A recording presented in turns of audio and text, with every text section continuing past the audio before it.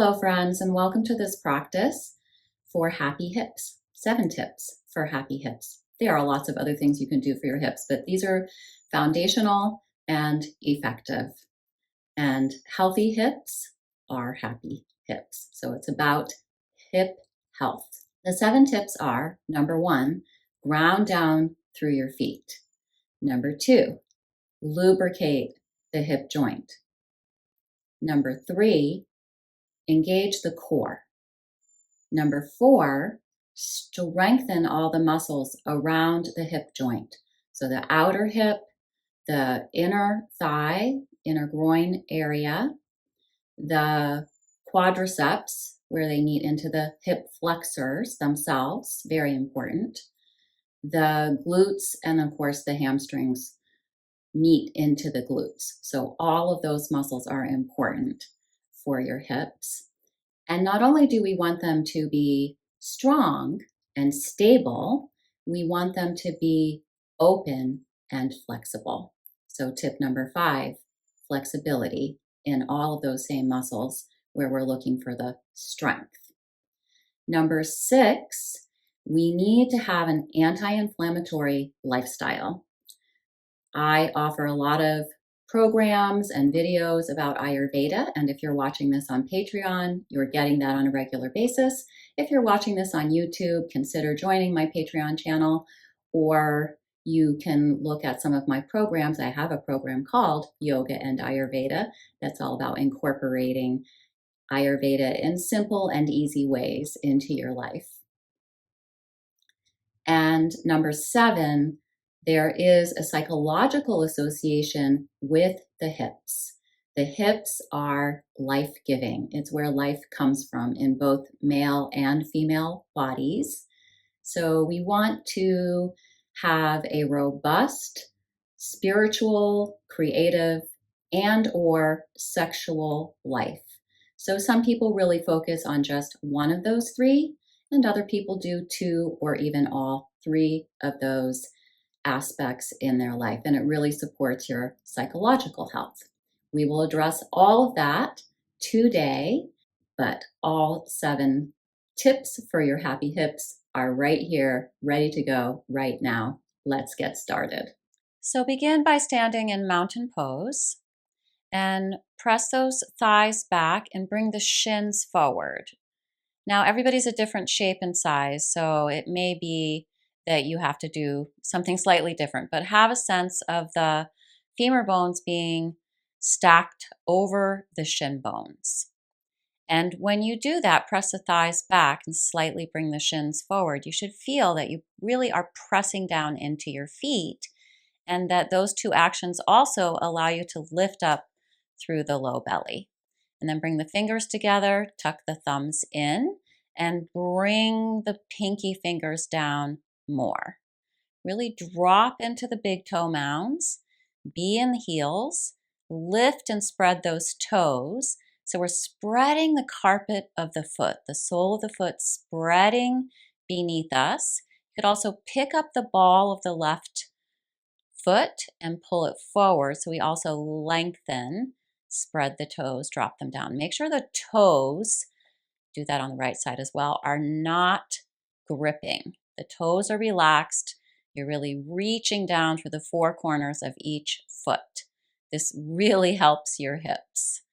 And then as you press those glutes forward, drop the tailbone down. You should feel all your hip muscles engaging. Spin those inner thighs back, hug those outer hips in, lift up through that low belly, and have the feeling that the crown of the head is floating right above the pelvic floor, and then lift that pelvic floor up towards the crown of the head, and have the feeling that the back of the skull is in line with the sacrum. And you want to maintain this kind of posture, all 10 toes facing straight ahead, outer edges of the feet lining up, so even a little bit pigeon-toed. I often see that people with hip problems tend to try to have their feet out a lot, sort of the duck walk. And this just weakens and compacts all of the hip muscles. So we're neither strengthening them nor are we able to create a safe flexibility in that situation. We want the toes pointing straight ahead, heels straight back. So work on that in your standing posture and also in your walking posture. So that is the foundation, the sole of the foot spreading and deepening down into the earth. Then take a wide step, reestablish the sole of the foot, the carpet of the foot spreading, but be a little bit more in the outer edges of the feet. Hug the outer hips in, spin the inner thighs back, glutes forward, tailbone long, lift up through the pelvic floor and the low belly. And from here, we'll come into a little bit of a squat, come down to the floor as much as you can, and then straighten the legs. If you need to have blocks under the hands, that's fine. We'll come back to that squat again later a little differently. Inhale, pull the heart forward. Exhale, sit into that right sit bone. Try not to let that right knee come forward and let that inner left thigh open. Reach to the outer edge of that left foot. Inhale through center. Exhale, other side.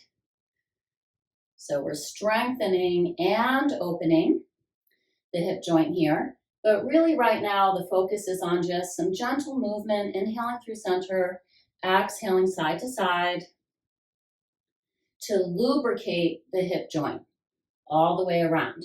Outer hip, inner hip, hip flexor, and the back of the hip. And then inhale, come back through center. Exhale, plant that left hand down and take a little spin to the right. If you can, you'll reach that right arm up into the air, up towards the sky, fingers to the sky. Pull that left armpit chest area forward by gently pulling the heel of the left hand back. Hug those outer hips in. Make sure you're not going over to the right there. You want to be straight in both legs. Keep the hips as even as you can and turn. Exhale, release down. Plant that right hand. Inhale, pull the heart forward. Exhale, other side. So again, try not to drop that right hip as you turn to the left. Pull that right armpit chest area forward. Reach up through those left fingers. Unless you're keeping your hand on your hip, that's fine too. Then just focus on trying to lift and open the left side of the chest. And exhale, release. And then, as I said, we'll come back into a little bit of a squat, but differently. But go ahead and send those hips back. Let the knees bend. Use your core strength. Lift up, and then spin the heels in. Then reestablish the feet. So really pressing the heels forward, balls of the feet back, opening through that inner line of the leg, coming in to goddess. And you can choose your arms here. We're focusing on the hips today, so it's up to you what you want to do with your arms. And then try to sit into the sit bones, open those inner thighs, lift up through the core, and inhale, straighten the legs. Exhale, step the feet together. So we have done everything already. We have engaged the core, we've strengthened the outer hip, and opened all of the muscles around the hip. We've strengthened all the muscles and opened all the muscles around the hip. And we lubricated the hips. It's always good to do a little warm up like that. And then from here, we'll do 2 standing poses. Really almost all the standing poses will help you with your hips, but I'll just demonstrate 2 today. Stepping that left foot back and turn the left foot out a little bit and be in the left heel, be in the outer edge of the left foot. In the right foot, press into the big toe mound and try to spread the foot into center. So again, that grounding down through the feet is really important. Then engage your core, lift it up, drop the tailbone down. And here will be strengthening the back of the left hip and opening front of the left hip. Inhale, arms up alongside your ears. And of course, that core is always engaged. And everything we do in yoga is anti-inflammatory and has a psychological benefit as well. So here you're opening the hamstring on the right leg. You're sitting into that right sit bone. You're spinning that inner left thigh back. This left hip flexor is opening. And again, can you feel that your crown of the head is floating above the pelvic floor and the back of the skull is in line with the sacrum? And exhale to straighten that leg and bring the hands to the heart and step that left foot forward. And whenever you're in between poses, make sure that all 10 toes are straight ahead. So always coming back to that important foundation of the feet. And then step that right foot back. Ground down through the right heel. Reach to the outer edge of the right foot and feel how right away your right hip flexor is opening, but you're also strengthening that right glute and that right hamstring. And then let that knee slide forward. Keep lifting up through the low belly, dropping down through the tailbone. And let that left big toe mound really drop into the earth and let the whole left side of the foot spread in towards the center. And then reach those arms up alongside the ears, lifting the arms from the low back ribs. Feel how that engages the core. Right glute engaged. Spin that inner right thigh back. Sit into that left sit bone. And then exhale. Palms together at the center of the chest. And step that left foot forward. And always returning back to your mountain pose. And then take a wide step on the mat.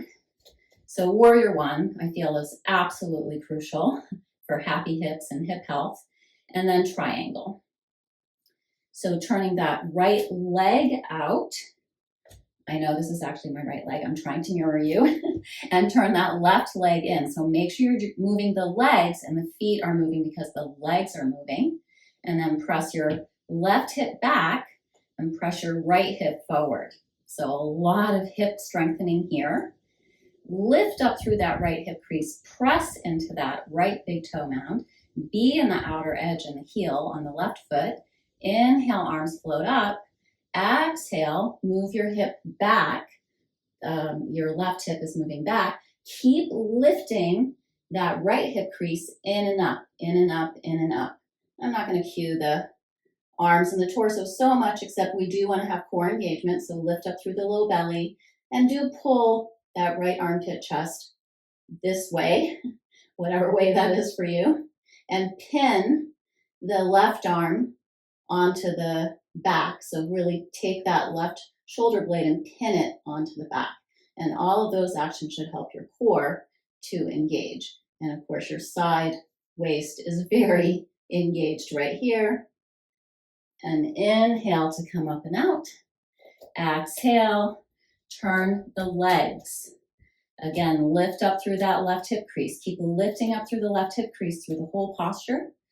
Press in to the left big toe mound and be in the right heel and the outer edge of that right foot.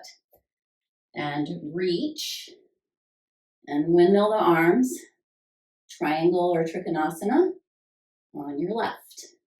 Pin the right shoulder onto the back, shoulder blade, I should say, onto the back. And bring this left armpit chest area forward, out over that left leg. Make sure you're not dropping forward here. You want to feel that you're scooping that left buttock forward, pressing that right hip back, hugging that outer right hip in.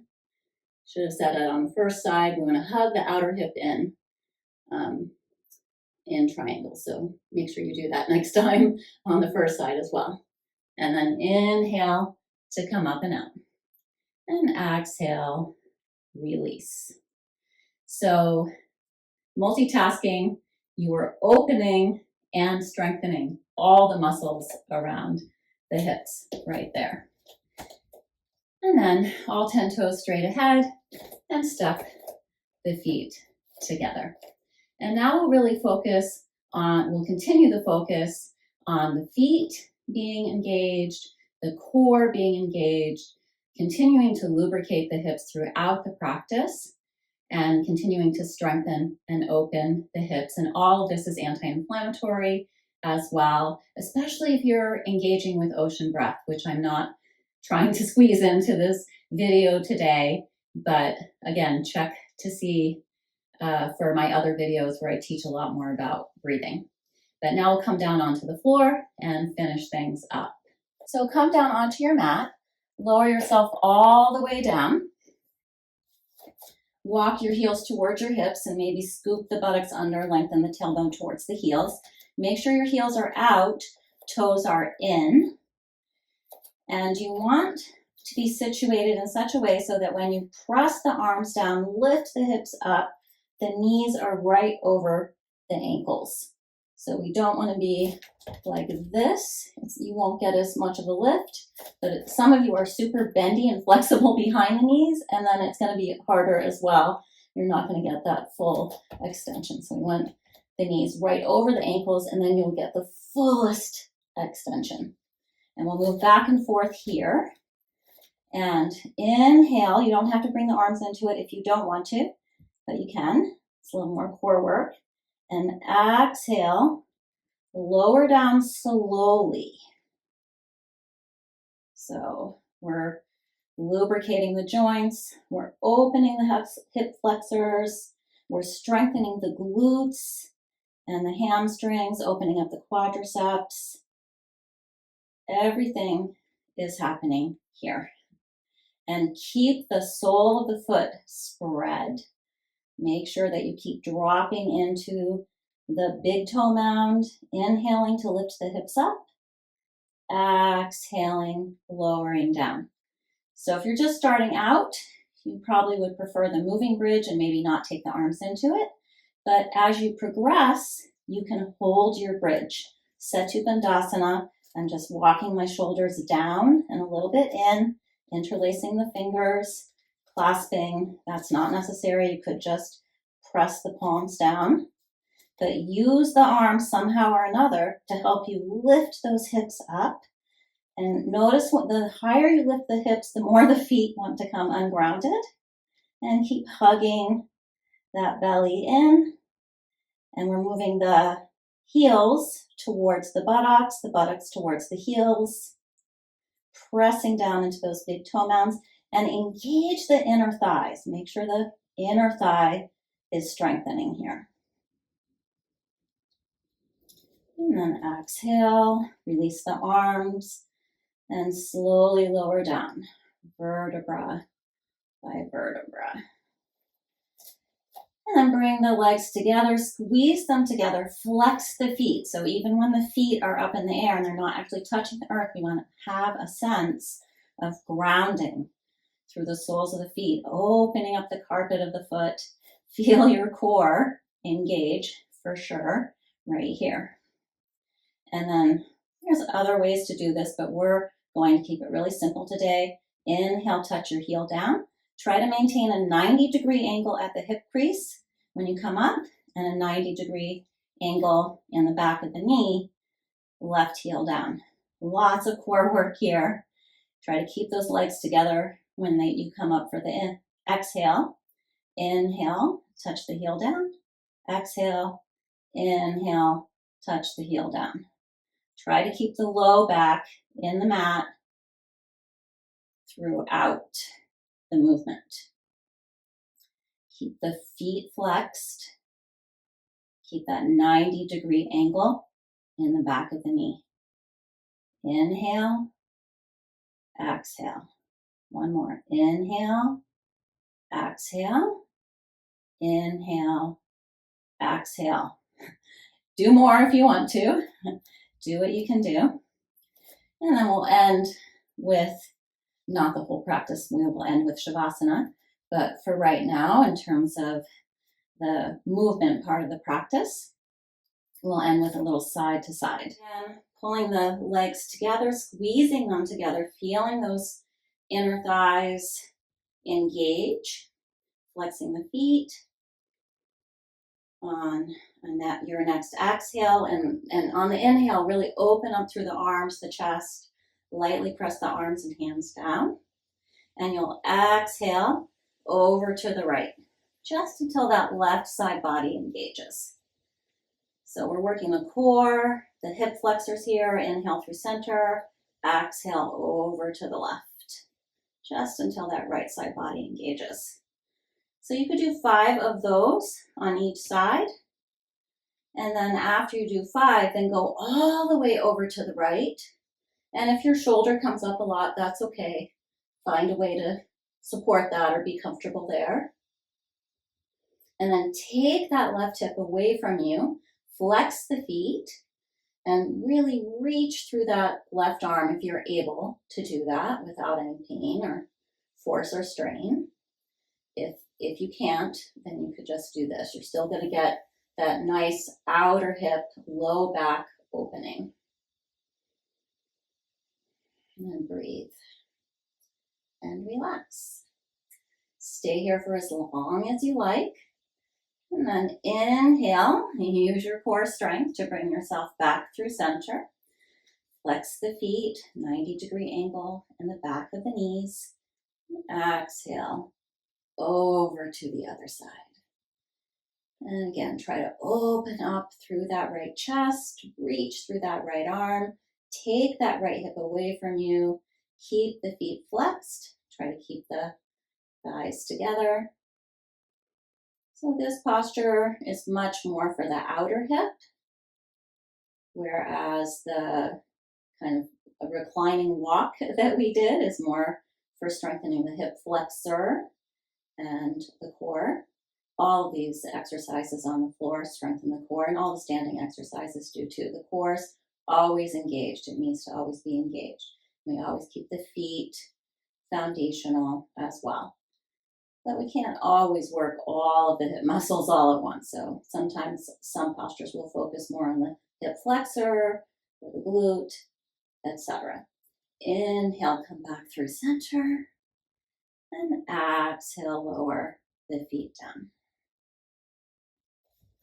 And then I have a bolster here to do a quick restorative. So bringing the soles of the feet together, really pressing them together, scooping the buttocks under, lengthening the tailbone, and then just letting everything relax. So this is anti-inflammatory. And you can stay here as long as you like, but stay here at least long enough to feel that inner thigh dropping towards the femur bone dropping towards the outer thigh, the core relaxing, the belly relaxing. And doing Baddha Konasana this way allows the low back to also stay open. And then when you feel complete there, I did not feel complete, but in the interest of time, you can move when you feel complete into Shavasana, and you don't have to use the bolster. I like to use the bolster because, again, it's going to create that space in the low back and support the knees. And now we just let everything go. Now just feeling all the space and the strength that was created. Maybe feeling some fire, a little heat in the soles of the feet from that grounding down into the earth. Maybe feeling a little warmth in the belly from igniting the core. And hopefully feeling both space and strength, mobility and stability in all of those muscles around the hips. And of course, we lubricated the hip joints throughout the practice. And Shavasana and all of the yoga practices and Ayurveda are anti-inflammatory. And now is the time to focus on all 3 aspects of the energy that is held there in that pelvic bowl. spirituality, sexuality, and creativity, or just pick one. But either way, imagine a lotus flower just floating in the water of the pelvic bowl. Pelvic bowl and the sacral chakra are associated with the element of water. So have a sense of fluidity, the ability to spread and to grow beautiful lotus flowers, whether it's through your sexual energy, your creative energy, or your spiritual energy. The lotus flower has its roots down in the muck, in the compost of our souls, but then it grows up towards the light, lifting its beautiful soft petals, and yet they're durable and strong petals as well, towards the sun. So feel that sense of grounding down. And as you ground down and you accept all of the dirt and the darkness and the compost of our lives, of your life, you can use that to create your spiritual life, to just be creative, or to create new life.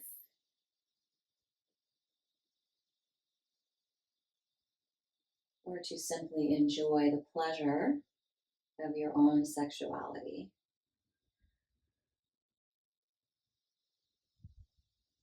So rest here for as long as you like,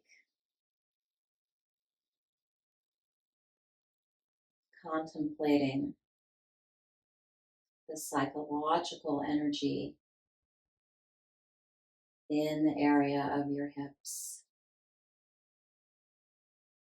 And when you're ready, very slowly coming up and out by rolling over, being in that fetal position, pressing down to come up.